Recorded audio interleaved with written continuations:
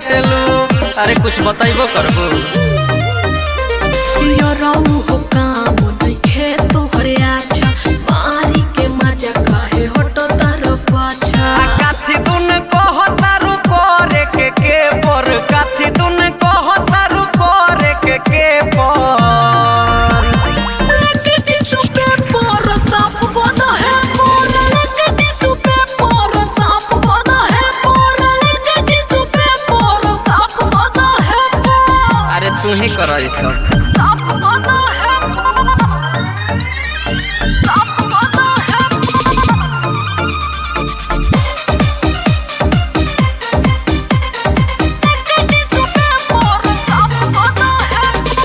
कथी कथी कहाँ कहाँ साफ हम करी हो, बाल तोहर खुलल बाटे ओके कैसे धरी हो। अरे तो प्रेमी हवा तू तै सब के करी, बाड़ हमर प्रेमी रहो काहे के शर्माला हो। केहू के जब डर नइखे तब काहे डराला हो। काथी बताव तारू हाथे दवा ले कर, काथी बताव तारू हाथे दवा ले कर।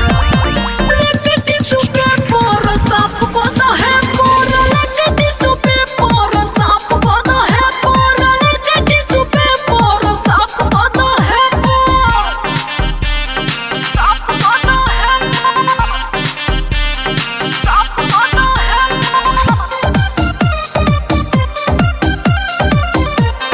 Music by Gaurav Roshan।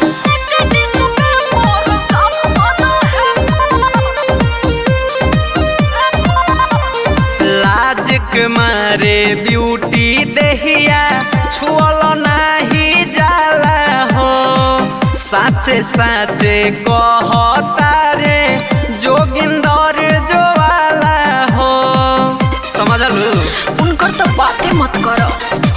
Rohit राजा कोरी दोना साफ तू तो ठीक से, नहीं तो कराल बजा के असुको सीख से। कहत रवि से बर्बादी ही भे पर, कहत टुनटुन से बर्बादी ही भे पर। लेके सुपे पर साफ बना है पर, लेके सुपे पर साफ बना है पर, लेके सुपे पर साफ बना है पर। अरे तू ही कर सब।